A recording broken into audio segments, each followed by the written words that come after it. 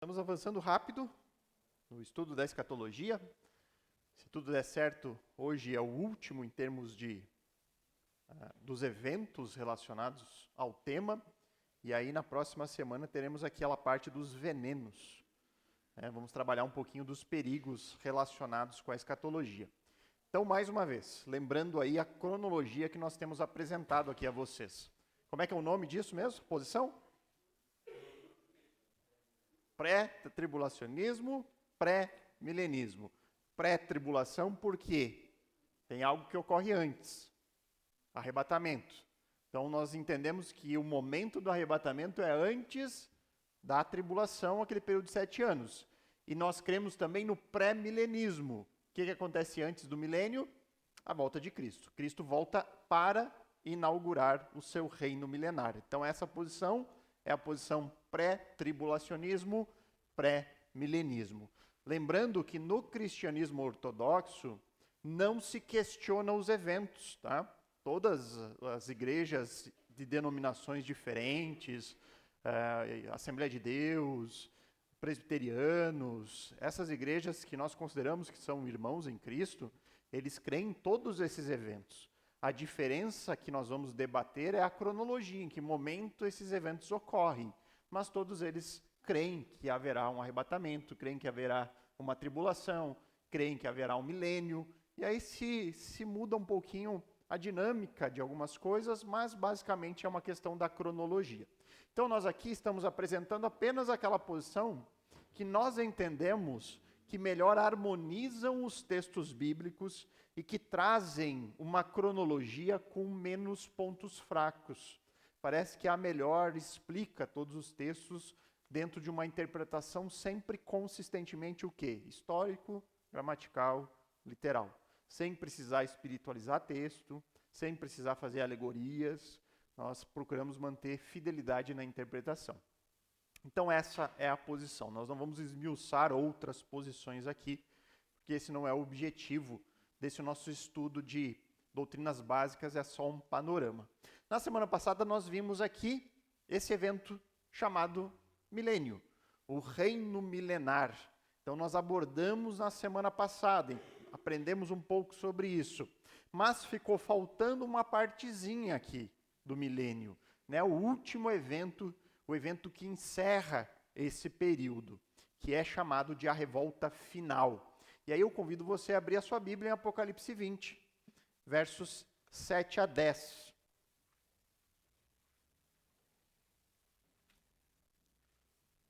Depois mantenha esse texto aberto, porque a gente vai trabalhar a sequência dele. Então veja o que diz os versos 7 a 10 aí de Apocalipse 20. Quando, porém, se completarem os 1000 anos, então chegando ao fim deste período, olha o que acontece. Satanás será solto de sua prisão. Lembram que Satanás ele foi preso quando? No começo lá do milênio. Né? Quando estava iniciando o milênio, Satanás é preso. E isso é algo que ajudou no período de paz e tudo mais que aconteceu durante o milênio, um período de muita justiça. Satanás estava preso, ele não estava atuando durante esses 1000 anos. Mas, ao fim, Deus liberta Satanás uma vez mais. E aí Satanás sairá para enganar as nações que estão nos 4 cantos da terra, Gog e Magog. Eu não vou aprofundar essas questões aqui, porque aqui João está fazendo uma citação, uma referência a uma profecia do Antigo Testamento sobre Gog e Magog. Isso aqui há um certo questionamento se essa batalha deveria ser chamada Batalha de Gog e Magog, ou se João ali apenas usa esse termo para falar de uma grande revolta. O assunto é bem complexo, nós teríamos que trabalhar toda a profecia do Antigo Testamento para ver sobre isso. Não é o nosso foco aqui. A questão é, vai haver uma reunião de pessoas, Satanás vai seduzir pessoas de todas as nações com um objetivo, a fim de reuni-las para a batalha. O número dessas é como a areia do mar, ou seja, vai ter bastante gente aqui do lado dele. Pense só, reino milenar, Cristo é rei deste mundo. o rei mais justo, perfeito e bom que esse mundo já viu. E mesmo assim, pessoas darão ouvido a Satanás, se reunirão para fazer guerra contra o nosso rei. Aí o texto continua: marcharam então pela superfície da terra e cercaram o acampamento dos santos e a cidade amada. Que cidade é essa? Jerusalém. Eles vão cercar Jerusalém, onde está reinando Jesus, onde estão lá muito do povo santo de Deus. E aí diz o resultado aqui da batalha, o que vai acontecer? Uma guerra ferrenha. Os santos, nós vamos estar lá, dando soco neles, e mata-leão, É isso? Não, aqui diz que não há uma guerra. O texto diz, porém, desceu o fogo do céu e os consumiu. Simples assim. Não tem nada, a gente não vai nem botar a armadura. Se reuniram para cercar a cidade, desce fogo do céu e os consome. Ou seja, aniquila completamente. Tá? Então, o que esse texto aqui nos mostra sobre essa revolta? Repare aí de acordo com o texto. Primeira informação, Satanás é solto. Então, Satanás ele é libertado daquele abismo do qual ele foi preso por 1000 anos, e ele é solto com esse objetivo, enganar as pessoas de todas as nações. Fazer pessoas entrarem nessa revolta junto com ele. Então, uma rebelião ocorre, né? Ele encontra muitos corações propensos à revolta. E aí ele cerca Jerusalém, cerca a cidade santa, só que aí, ao contrário do que alguns pensam, né, sobre essa batalha, não tem guerra nenhuma aqui no texto. O que ocorre é que desceu o fogo do céu e o exército de Satanás é completamente destruído. E aí então, o que ocorre com Satanás? Satanás ele é lançado no lago de fogo, é o que diz o verso 10 ali, né? O diabo que os tinha enganado foi lançado no lago de fogo e enxofre, onde já se encontram, quem que está lá? A besta e o falso profeta. Quem é a besta? O anticristo. O anticristo e o falso profeta que atuaram 1000 anos antes. Então, assim, para aqueles que acham que o inferno não é eterno, lide com o texto. Satanás ele está sendo lançado no lago de fogo 1000 anos depois do período da tribulação, quando o anticristo e o falso profeta foram mortos. E ele encontra quem lá no inferno, no lago de fogo? Encontra os dois, 1000 anos depois. Então, assim, tem gente que defende uma ideia de que o inferno não vai ser eterno, que o inferno é uma analogia a algo que é aniquilado, né? Tem quem defenda o aniquilacionismo. O texto aqui é muito claro. Tem lá 2 pessoas, porque o anticristo e o falso profeta eram 2 pessoas, que foram usados por Satanás durante a tribulação. Eles estão lá em tormento no lago de fogo, 1000 anos depois, quando Satanás chega, e ainda o texto diz, e serão atormentados de dia e de noite para todo o sempre. Irmãos, isso não é uma coisa que a gente tem prazer em ler, em ensinar. A doutrina do inferno é uma doutrina extremamente pesada e dura, mas ela é bíblica. E a gente tem que saber disso. Deus colocou aqui para que a gente saiba disso. Para que ninguém seja pego sem... não, eu não sabia disso. Ninguém me contou sobre isso.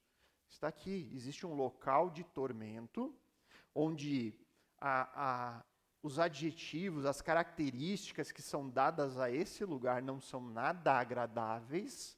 Aqui fala de um local que é um lago de fogo e enxofre. Esse local, em outros momentos, ele é dito que é um local de choro e ranger de dentes.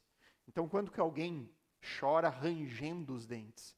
A ideia é de um tormento terrível, uma dor terrível, uma angústia profunda. Então, este é o local onde pessoas passarão a eternidade. Irmãos, isso a gente tem que levar a sério. Se tem um livro que fala sobre isso e não é uma ficção, a Bíblia nos fala isso como algo real. Se tem um livro que fala que esse local existe, o que eu preciso fazer minimamente? ler ele, ver se ele é digno de confiança e considerar atentamente aquilo que ele nos diz. Essa é a Bíblia. Esse é o livro que muitas pessoas desprezam. Que muitas pessoas dizem, não, mas isso aí é besteira. E se não for? Qual é o risco de nós sermos desleixados em relação à Bíblia? O risco é nós terminarmos nesse mesmo lugar. E eu não quero correr esse risco. Então, esse é a revolta final que encerra o período dos 1000 anos. É o último momento. Você vê o texto ali que ele diz, encerrados os 1000 anos, ocorreu isso. E agora, qual o próximo evento? Qual o próximo evento dentro daquela nossa cronologia? Lembram? Vamos voltar lá. Ali. Podia ser branco aquele troninho, né? Fizeram um troninho dourado com azul. Mas é o julgamento do grande trono branco, chamado, né? Então vamos corrigir a imagem, vamos botar um trono branco aqui. O grande trono branco. Essa expressão, o grande trono branco, remete ao juízo final. Tá? Então é o juízo de Deus julgando as nações no período final. E aí, mais uma vez, nós temos aí a sequência do texto de Apocalipse. Logo depois do que nós lemos, ele narra esse próximo evento. E aí João, dentro da sua visão, ele descreve o que ele viu. Vi um grande trono branco e aquele que está sentado nele. A terra e o céu fugiram da presença dele, e não se achou lugar para eles. Vi também os mortos, os grandes e os pequenos. Nem baixinho escapa. É os jogadores da NBA e os mais nanico. Todos estarão lá. Não, irmãos, isso aqui provavelmente é uma expressão para dizer os poderosos e os simples. Vai estar lá Alexandre de Moraes e vai estar lá o Zé das Couves. Todos vão estar lá prestando conta da sua vida. Os poderosos e os simples, aqueles que não tiveram grande influência no mundo. Os grandes e os pequenos, que estavam, ele descreve a visão, né? Todos estavam em pé diante do trono. Então foram abertos livros. Ainda outro livro, o livro da vida foi aberto. E os mortos foram julgados segundo as suas obras, conforme o que estava escrito nos livros. Ou seja, esses livros abertos é o registro da vida das pessoas, do que elas fizeram. Eles são julgados de acordo com aquilo que eles fizeram no mundo. Então, o julgamento baseado nas suas obras, naquilo que eles realizaram. O mar entregou os mortos que nele estavam. Por quê? Porque muita gente morre naufrágio, muita gente morre afogado, muita gente, o corpo se perde no mar e está lá até hoje. A morte e o inferno entregaram os mortos que nele havia. Então, todos aqueles que não foram ressuscitados ainda serão ressuscitados. E foram julgados, um por um, segundo o quê? Suas obras. Então, a morte e o inferno foram lançados no lago de fogo, que é o definitivo. Esta é a segunda morte, o lago de fogo. E se alguém não foi achado inscrito no livro da vida, esse foi lançado no lago do fogo. Então, só escapa aqueles que tinham o seu nome registrado em um livro específico, que a Bíblia fala aqui, o livro da vida. Então, perceba que ninguém vai ser salvo por causa das suas obras, mas sim porque o seu nome estava escrito em um livro determinado. Esse livro é o livro daqueles que Deus escolheu salvar. Então, não há aqui um julgamento no sentido de, vamos avaliar, vamos pesar as obras de vocês. Vamos ver, você fez mais coisas boas, menos coisas ruins? Não, então passou. Não, não há aqui salvação pelas obras. A salvação só vem para aqueles que foram registrados no livro da vida. Então, depois da última revolta, vem esse julgamento. E aí, o que esse texto nos ensina?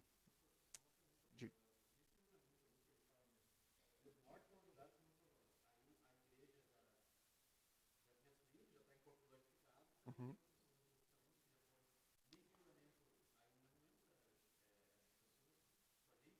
Não, mas já vou entrar aqui, tá? Então, aqui, é a ressurreição final, tá? É a última ressurreição que faltava. Então, lembram, na sequência, a primeira ressurreição foi aonde? No arrebatamento, que foram os crentes da era da igreja. Depois houve uma outra ressurreição no início do milênio, que eram os crentes do Antigo Testamento. Então ficou quem? Ainda que não havia ressuscitado? Os ímpios. Então esses estão sendo ressuscitados para o julgamento. O julgamento é para esses que ressuscitaram essa última ressurreição. Então são julgados esses que não tiveram parte na primeira ressurreição. Se você reparar aí no capítulo 20, verso 5, ele diz isso, olha. Os restantes dos mortos, e aqui ele está falando do período ali do milênio, né? Não reviveram até que se completassem os mil anos. Esta é a primeira ressurreição. Então a ressurreição dos salvos é chamada de primeira ressurreição. Lembra que eu falei que Jesus, ele é a primícia da primeira ressurreição, do qual a igreja fará parte também no arrebatamento, e os santos do Antigo Testamento no início do milênio. Todos ressuscitam a primeira ressurreição. Ela acontece em 3 momentos, mas todas é a primeira ressurreição. Então essa agora é a segunda, daqueles que não tiveram parte na primeira, ou seja, eram todos descrentes. Então nesse momento são os ímpios que ressuscitam. Há aqui uma ressurreição que falta acontecer, que foram quem? Os que entraram no milênio com corpos normais e que creram. Exatamente. Então é possível que esses ressuscitem agora, junto com essa última ressurreição. Mas eles não, nenhum santo, nenhum crente passa por esse julgamento, o das obras. Apenas os ímpios. Porque esses aqui não tiveram parte na primeira ressurreição. Certo?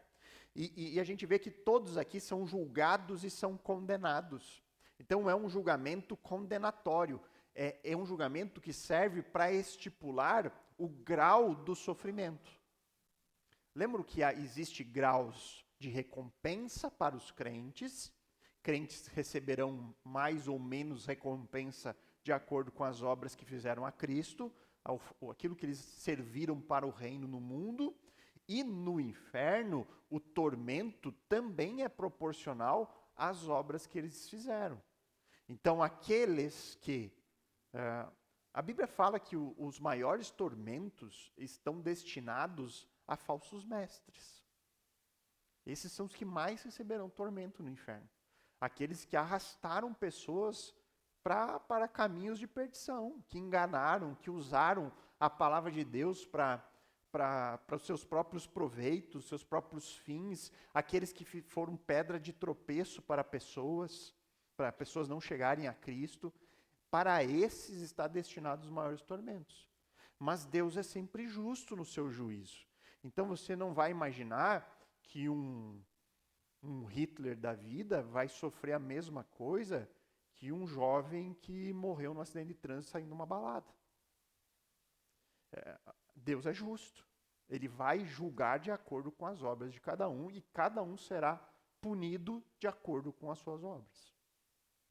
Mas independente do grau de tormento, todos serão atormentados eternamente. Então pense só, no inferno, irmãos, no lago de fogo, não vai ter ateu. Deus não existe. Todos saberão. Lá todos saberão, todos estiveram diante de Deus no julgamento. Então ali, naquele momento, as pessoas elas vão ter o entendimento de que Deus é real. E quantas pessoas que tiveram acesso, ou foram convidados, ou foram evangelizados, e conscientemente disseram, eu não quero isso para mim. Você imagina conviver com isso eternamente? Poxa, eu ouvi, me disseram que Cristo era real, me falaram, pregaram, oraram por mim, familiares insistiram e eu não quis dar o braço a torcer. Você imagina você conviver com isso eternamente? Eu tive a chance e neguei a Cristo. Então, certamente não será nada agradável. Até aqui. E aí chegamos então aos finalmente. Qual que é os finalmente? O novo céu e a nova terra. Por que dessa imagem, alguém sabe? Pela descrição da cidade da Nova Jerusalém, né? A cidade santa do novo céu e nova terra. Ela tem dimensões de um cubo, de um grande cubo. Nós não sabemos exatamente se é um cubo ou uma pirâmide, porque ele tem medidas iguais de largura, de altura e profundidade. Os muros são da mesma dimensão. Então, ou é um cubo, ou essa altura, ela pode ser em forma de uma pirâmide, mas é a mesma dimensão, tá? Então, tentam fazer as reproduções, né, tentando imaginar, mas é um cubo perfeito, assim, com as mesmas medidas. Por isso que, normalmente, se tem essas imagens parecidas com essa. Essa cidade vai ter vários portões, onde as pessoas entrarão, né? O contexto de nação continua, nós vemos isso no texto, as nações indo até essa cidade. Então vamos aprender um pouquinho sobre isso. Também, mais uma vez, irmãos, nada de muito, nós não vamos nos debruçar muito sobre essa realidade. Apenas as coisas mais fundamentais. Então esse novo céu e a nova terra marca um novo momento, né? É o fim de uma era. É o fim do mundo como conhecemos, é o fim dessa realidade que nós vivemos até hoje e vamos viver ainda por um tempo. Então, o primeiro texto que eu gostaria de abrir com vocês é ali de 2 Pedro, capítulo 3. Pertinho aí de Apocalipse. Se você voltar às epístolas de João, você logo chega em 2 Pedro.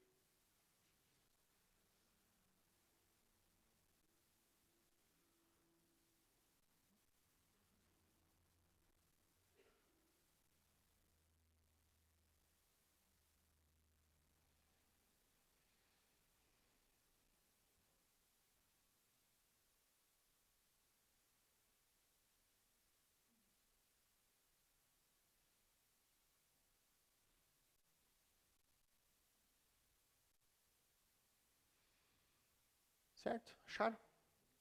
Diz ali, porém, o dia do Senhor virá como um ladrão. Naquele dia, os céus passarão com grande estrondo, e os elementos se desfarão pelo fogo. Então aqui ele tá como se sintetizando todo o período final. Aqui engloba questões da tribulação, engloba vários eventos. Pedro aqui ele não está sendo exaustivo no assunto, ele está dando um panorama do fim. Então você não vai querer aqui uma cronologia precisa, com distância de tempo e tudo. Não, ele coloca como um único grande evento. O dia do Senhor, ele chama. Isso engloba arrebatamento, engloba a tribulação, engloba todo esse período. E ele diz, olha, isso vem como um ladrão. Então, é assim que o crente ele vive ao longo de todo o tempo, toda a história, toda a geração de crente vivia assim, preparado para o dia do Senhor. Toda geração de crente vive na iminência da volta de Cristo, do fim dos tempos. Estar sempre preparados para estar diante do Senhor e prestar conta de sua vida. Assim deve viver o crente vigilante, né? Não esperando, não, quando chegar mais perto, quando eu ver algum sinal. Nós vamos falar um pouquinho sobre isso, os venenos, na semana que vem. Né? Pensando um pouco quais são as heresias acerca desse assunto. Olha, irmão, você tem que se esforçar para criar uma heresia sobre isso, porque é um assunto que é um assunto secundário dentro da teologia. Então, para alguém criar uma heresia em escatologia, olha, tem que dar um prêmio. Mas tem alguns venenos que a gente vê hoje em dia. Né? A ideia de qualquer novo acontecimento no mundo é um sinal. E aí já fica um alarde, né? O pessoal faz vídeo no YouTube, estejam prontos, olha aí, estão vendo? Jesus está voltando. Né? Querer achar a data, coisas do tipo. Então esses são os grandes perigos. Aqui Pedro ele dá um resumo disso e coloca, olha, o dia vai vir de surpresa, quando a gente não espera. Naquele dia, e aí ele vai para o fim, né? Os céus passarão com grandes tons, elementos se desfarão pelo fogo, também a terra e as obras que nela existem desaparecerão. Isso marca o fim de uma era, um fim do mundo como nós conhecemos. E aí há um debate. Será que este mundo, essa terra, será destruída e feita nova? Porque aqui ele coloca, se desfarão, os elementos se desfarão pelo fogo. Né? Será que Deus vai destruir completamente, vai fazer tudo novo? Ou será que esse fogo é um fogo purificador, como muitas vezes nós vemos analogias bíblicas dentro desse sentido, o fogo purificando algo que já existe? É o debate que se tem. E aí você está livre para ter a sua própria posição. Ao meu ver, né, e essa é a minha posição pessoal, né, não estou dizendo aqui que essa é a verdade, isso vai acontecer, mas na minha visão, esse mundo será restaurado e não destruído e feito um novo.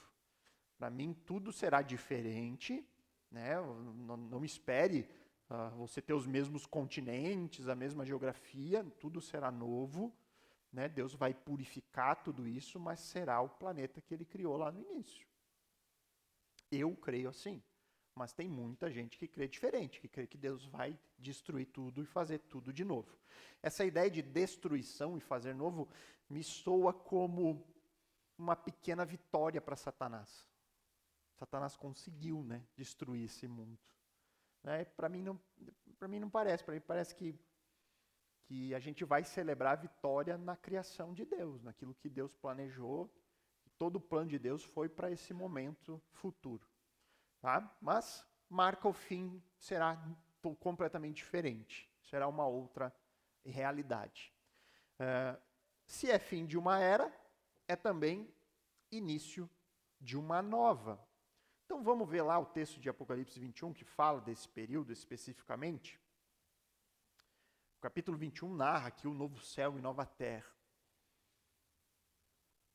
E aí, nós vamos ver só até o 8, tá? Depois, a partir do 9, se você quiser ler depois, tem também a parte da Nova Jerusalém, dessa cidade ali que nós vimos uma representação aqui na imagem.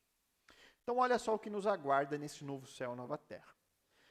Então, João, mais uma vez, relatando a sua visão, ele escreveu: E vi novo céu e nova terra, pois o primeiro céu e a primeira terra passaram, e o mar já não existe. Geografia diferente, será? Não vai ter igreja bola de neve lá com a prancha, né? Não vai ter mais surfista, vai ter praia. Praia tão bonito, né? Tão bom. Será que não vai? Aqui mais uma vez, irmãos, há teólogos que defendem o literal aqui, que realmente o mar não vai existir somente terra, não vai mais haver litoral, não vai mais haver mar, mas cabe aqui uma linguagem simbólica. Por quê? Porque até mesmo em Apocalipse nós vemos o mar sendo usado como um sinônimo para a tribulação, para a adversidade, para a revolta. Então o mar tem essa ideia de algo revolto, algo que a gente não consegue controlar. Então aqui João pode estar usando uma linguagem simbólica para dizer que não há mais revolta, não há mais nada fora do controle nesse lugar.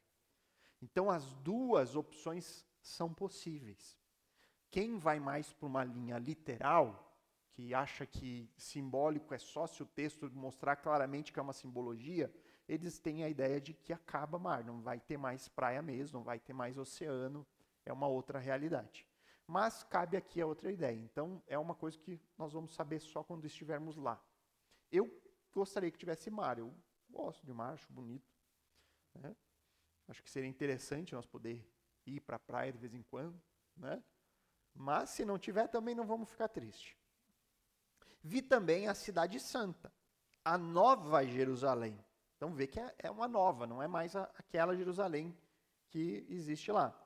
Que descia do céu da parte de Deus, preparada como uma noiva, enfeitada para o seu noivo.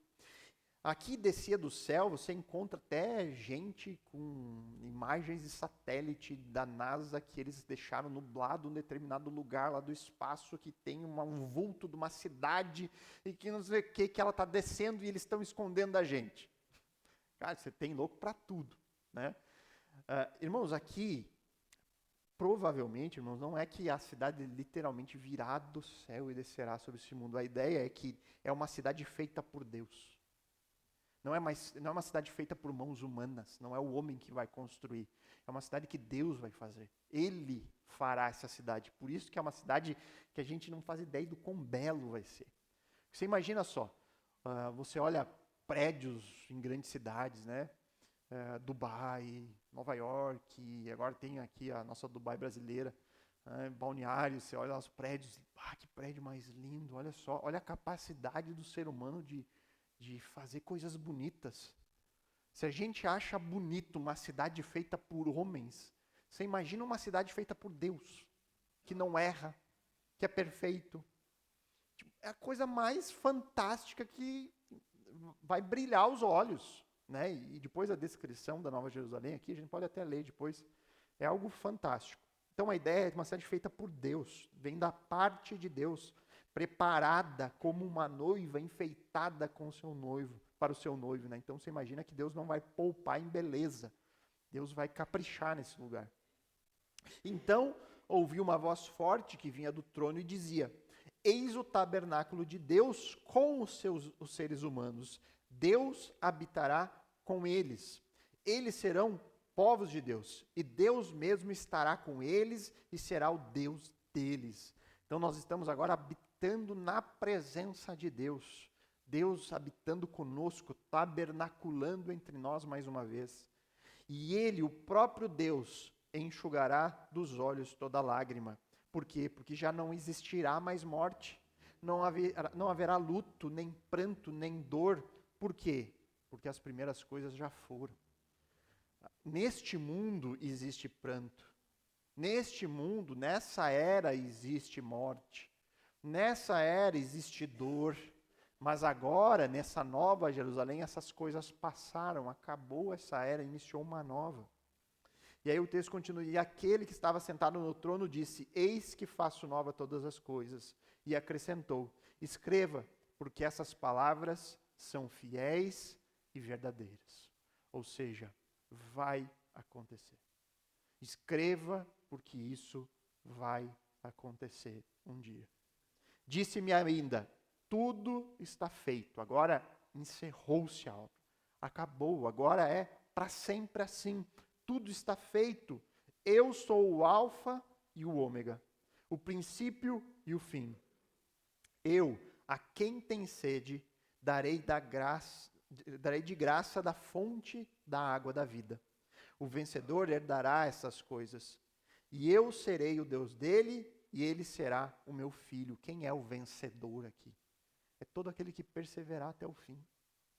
Todo aquele que perseverar em Cristo até o último dia. Quanto, porém, aos covardes, aos incrédulos, aos abomináveis, aos assassinos, aos imorais, aos feiticeiros, aos idólatras e todos os mentirosos, a parte que lhes cabe será no lago que está queimando com fogo e enxofre, a saber, a segunda morte. Então, irmãos, agora é um momento dentro da cronologia. Jesus volta a este mundo. Jesus reina durante 1000 anos. No final deste reino, que houve para cumprir com as promessas que Deus deu à nação de Israel, chega ao fim aquele momento. E aí todo o mal, todo o pecado é eliminado. E aí Cristo ele entrega o reino ao Pai. E aí é como se o céu descesse a nós. Agora o céu e a terra são um só reino. Lembra a oração do Pai Nosso? Seja feita a tua vontade tanto no céu quanto na terra. Este é o momento onde o mal completamente eliminado, onde todo o pecado estará queimando no lago de fogo, onde Satanás, anticristo e todos os filhos de Satanás estarão lá, onde não haverá mais qualquer mancha de pecado, aí então haverá a vontade de Deus estará sendo feita em um único reino que se funde, o céu e a terra. É por isso que Deus agora está no meio de nós. Agora é a cidade celestial, porque agora estamos todos juntos, céu e terra, vivendo eternamente, até tempo sem fim. Maranata, graças a Deus. Ok? Alguma dúvida?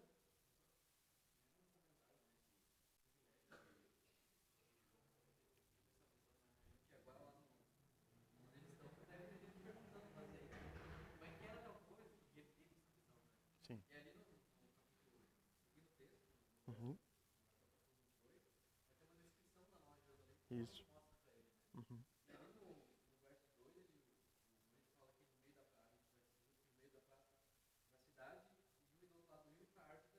Uhum.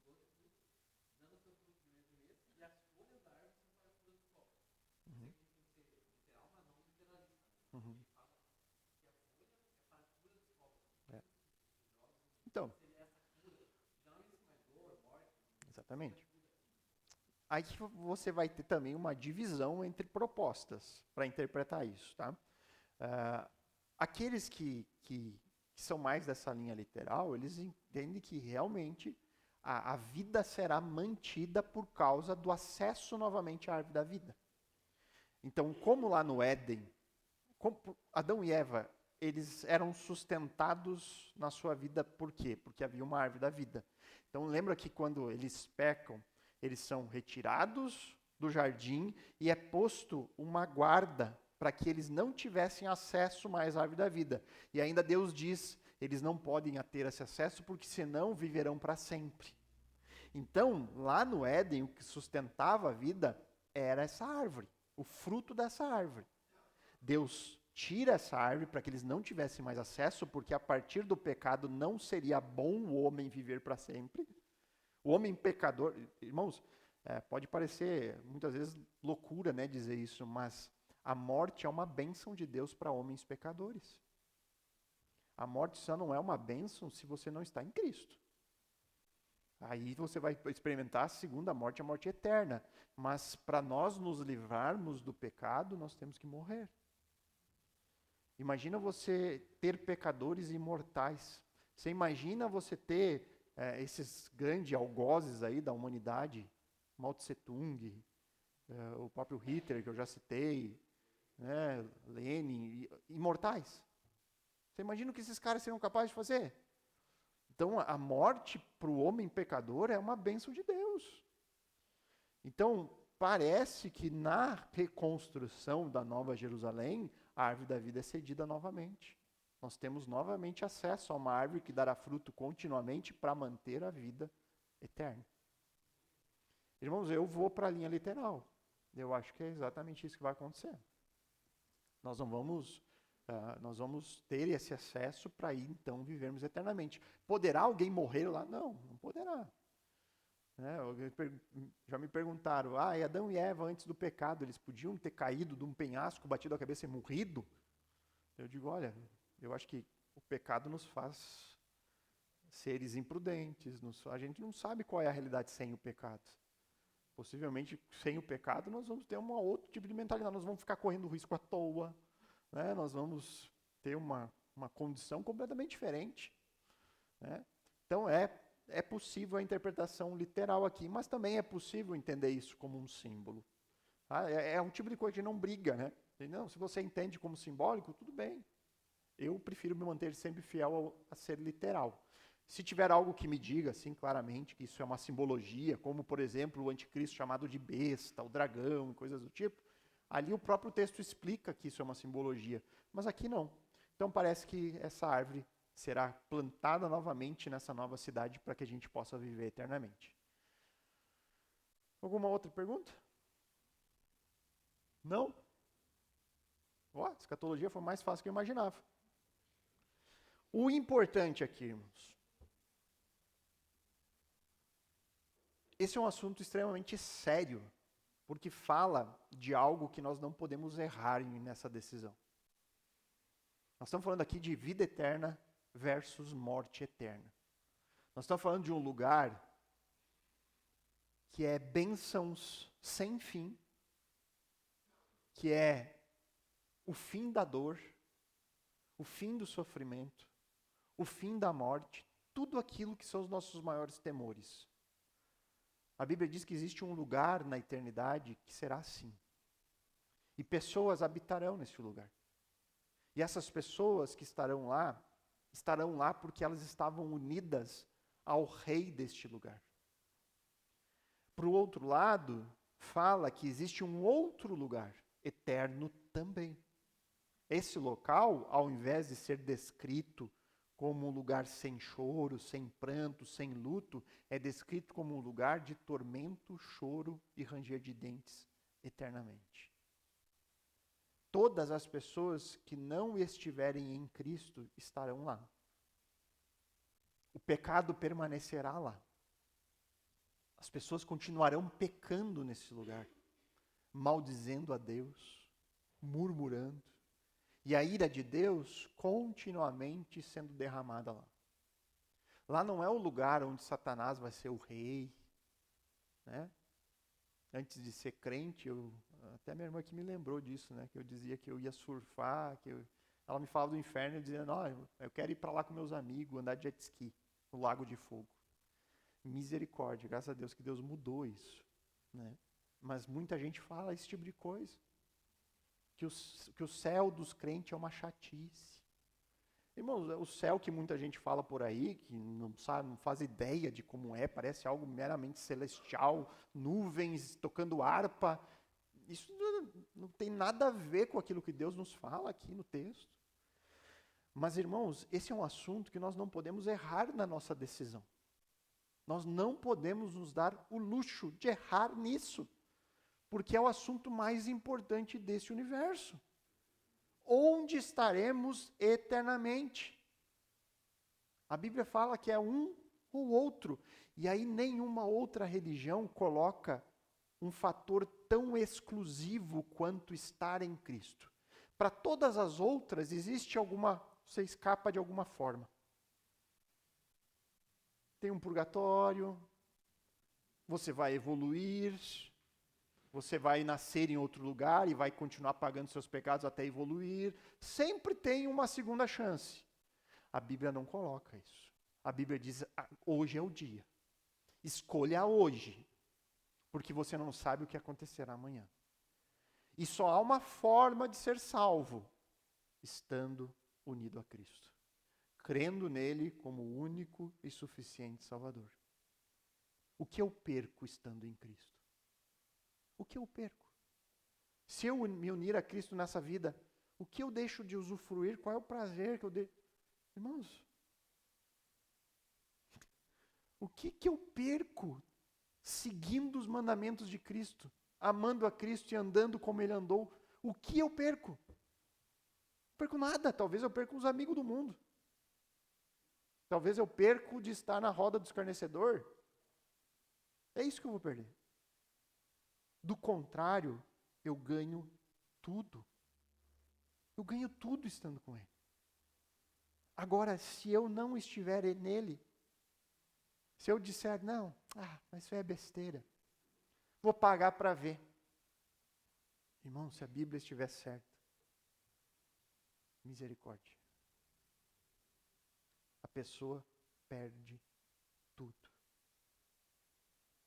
Então é o tipo de decisão, irmãos, que nós temos que meditar. Se por acaso você não consiga crer, se por acaso você quer, mas você não consegue, clame a Deus. Senhor, eu estou aqui me colocando diante de Ti pedindo, se o Senhor for real, muda o meu coração. Eu quero crer. Eu não quero ir para esse lugar aí que a Bíblia fala. Mas eu não consigo. Então, muda o meu coração. Clame, implora, peça. Senhor, me dê o Teu Santo Espírito para que eu possa crer. Com isso, nós encerramos aqui os eventos. Na próxima semana, irmãos, nós vamos falar sobre alguns venenos. E aí, encerramos a doutrina. Depois disso, irmãos, nós vamos entrar num assunto. Eu não vou abrir ainda aqui o assunto que vai ser, mas vai ser a primeira vez que nós vamos integrar a quarta com o domingo. Então, assim, vai ser bem importante acompanhar a quarta para poder acompanhar no domingo. A ideia é, nós vamos tratar um assunto específico aqui. Na quarta-feira, dessa maneira sistemática, nós vamos abrir todos os textos sobre o assunto. E no domingo, eu vou estar expondo os textos principais. Então, aqui nós vamos ter um panorama do assunto com os textos e no domingo a exposição dos textos mais relevantes. Então, serão 4 semanas, 4 quartas e 4 domingos sobre um assunto bem relevante para o meio evangélico, especialmente. Existe muito equívoco sobre isso no meio evangélico. É aquela série que você pode mandar para o seu amiguinho crente, que vai em uma outra igreja. Ó, assista isso aí. Tá? Já vou abrir o que é. Vai ser sobre dízimos e ofertas. Tá? Um estudo bíblico sobre este assunto. Nós vamos aprender se nós ainda vamos dizimar na casa do tesouro, né? Se vamos amarrar o devorador, o gafanhoto, o cortador, o migrador, se sim ou não. Nós vamos aprender aqui na quarta e domingo. Certo, então? Oremos. Pai bondoso, louvado seja o Senhor pela Tua palavra, que não esconde nada de nós acerca do que nos aguarda na eternidade, que nos fala sobre uma realidade terrível do qual a Bíblia chama de inferno, de lago de fogo e enxofre, do qual nós lemos aqui e vimos que todo aquele que não estiver unido a Ti será enviado e passará nesse lugar a sua eternidade. Pai, primeiramente, louvado seja o Senhor por nós estarmos em Cristo. Obrigado por que o Senhor restaurou o nosso coração, nos aproximou de Ti e nos fez crer nessa verdade. Se há alguém ainda que não crê, Senhor, aqui entre nós, que o Senhor possa alcançar e converter o coração. Nos ajuda também a entender a urgência disso para que nós possamos proclamar o Teu nome entre aqueles que nós sabemos que ainda não Te conhecem, que não Te buscam, que não Te temem. Nos ajuda a termos coragem para falar do Senhor.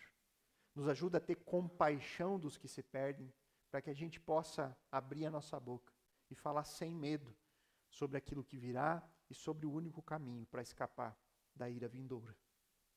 Então nos ajuda, Senhor, nessas tarefas, tanto do evangelismo, quanto do permanecer firme em Ti. Que o Senhor nos abençoe nisso, Deus, e nos ajude até o fim, para que possamos um dia contemplar tudo isso que nós lemos, essa cidade maravilhosa, com os nossos próprios olhos. Louvado seja o Senhor, oramos em nome de Cristo. Amém.